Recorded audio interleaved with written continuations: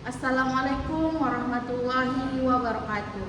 Perkenalkan, nama saya Fakira Mahrani dengan NIM 2414070117. Saya dari kelas PGMID BP 24.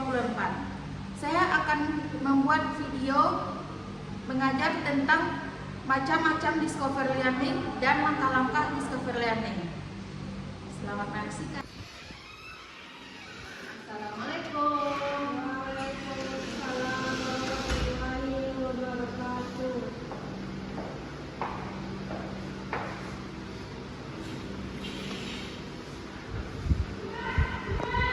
Assalamualaikum anak-anak ibu. Waalaikumsalam warahmatullahi wabarakatuh. Apa kabar anak-anak ibu semua? Alhamdulillah baik, Bu.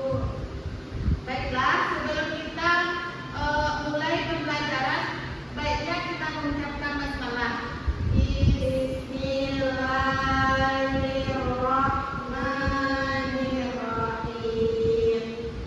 Baiklah, ibu akan mengaksesi anak-anak ya. Ketika salah ini, Ibu, baiklah.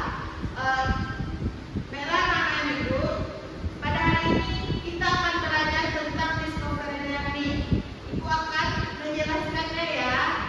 Baiklah anak-anak, ibu akan menjelaskan tentang discovery learning, tentang macam-macam dan langkah-langkahnya.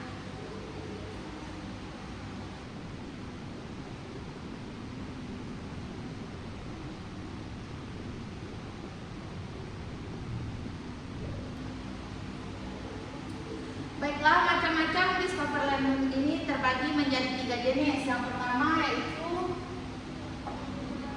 penemuan murni.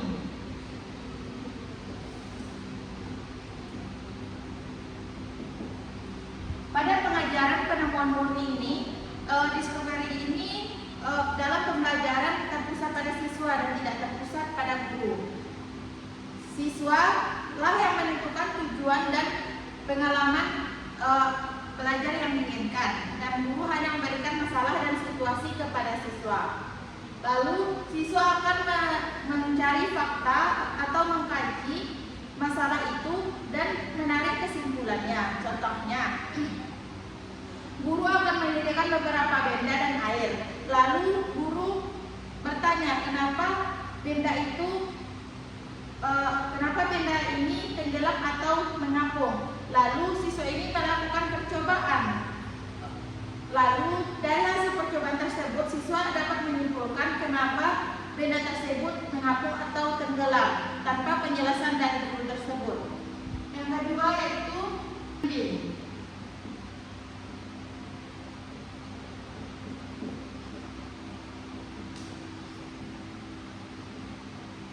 Kedua ada penemuan terbimbing. Pada penemuan terbimbing ini, guru akan mengarahkan siswa kepada teori pembelajaran. Bentuk bimbingan yang diarahkan guru dapat berupa pertanyaan, petunjuk, diskusi atau dialog. Lalu siswa diharapkan dapat menyimpulkan sesuai dengan rancangan dari guru tersebut. Pada metode penemuan ini, siswa harus benar-benar aktif dalam belajar supaya dia menemukan pengetahuan baru. Contohnya, dalam pembelajaran matematika, guru membuat gambar panggung datar, lalu siswa akan menentukan mana saja sisi-sisi dari gambar bangunan datar tersebut. Yang ketiga yaitu penemuan laboratori.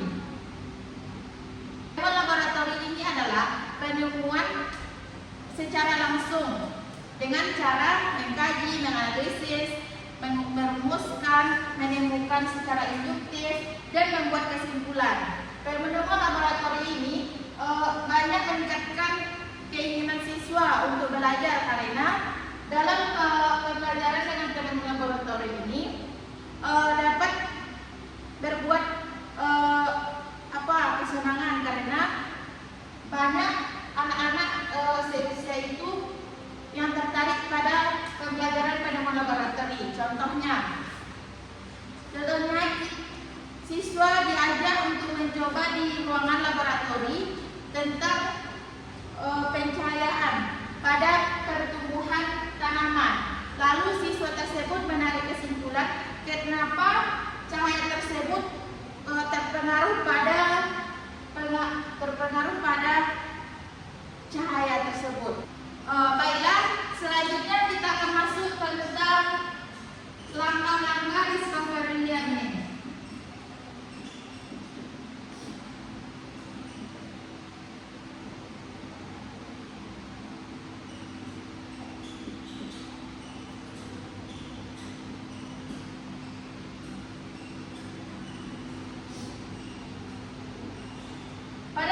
Pada langkah-langkah discovery learning ini terdapat tahapan-tahapan penting. Ada 6. Yang pertama stimulation atau pemberian rangsangan.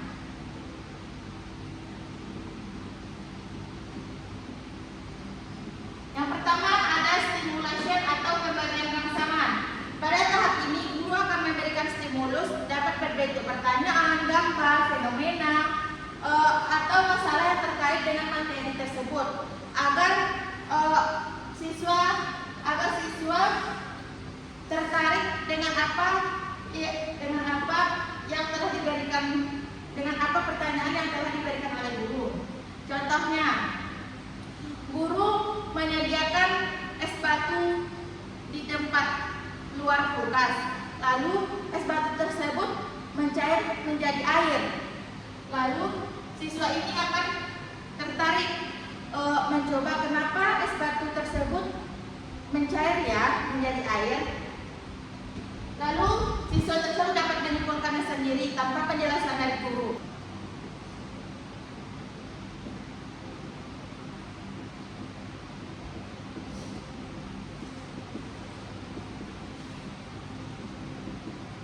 Yang kedua, problem statement atau identifikasi masalah. Peserta didik diberi pertanyaan dari stimulus yang diberikan oleh guru. Lalu siswa tersebut akan mencari jawaban dari pertanyaan dari guru tersebut. Contohnya dari contoh es batu tadi, siswa akan mengidentifikasi masalah. Kenapa es batu tersebut bisa mencair? Setelah mengidentifikasi masalah tersebut, siswa akan tahu jawabannya karena mereka sudah mengidentifikasi masalah tersebut. Yang ketiga ada data collection atau pengumpulan data.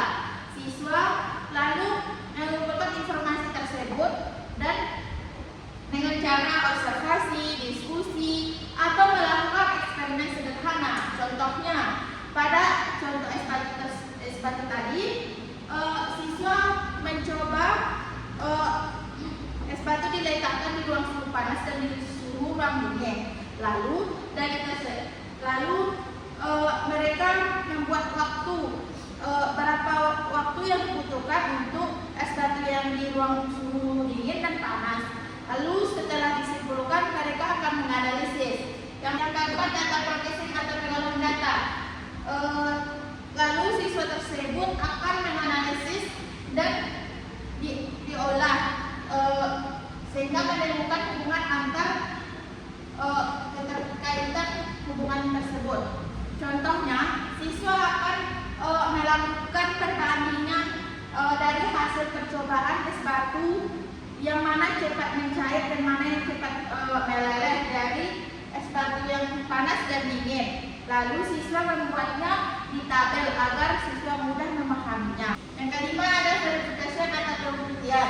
Peserta didik akan melakukan pembuktian dari hipotesis atau dugaan sementara dari hasil percobaan dari masalah tersebut.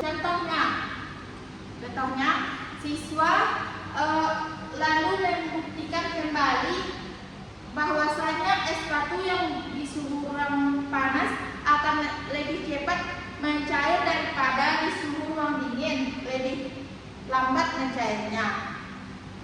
Lalu setelah melakukan pembuktian, yang keenam menarik kesimpulan. Pada terakhir ini adalah menarik kesimpulan dari hasil penemuan sehingga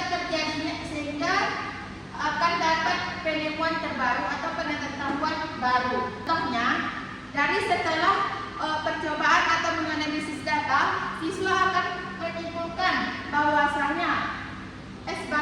suhu ruang panas prosesnya lebih cepat mencair daripada di lebih lama mencairnya di suhu ruang dingin. Baiklah anak-anak, dari yang telah dijelaskan ini, apakah anak-anak mengerti atau ingin bertanya kepada Ibu? Tidak, Bu. Baiklah, kita tutup saja pertemuan kita pada hari ini. Ibu ucapkan mohon maaf atas kesalahan atau pengucapan dari Ibu. Sekian kita ucapkan alhamdulillah rabbil alamin. Alhamdulillah. Assalamualaikum warahmatullahi wabarakatuh.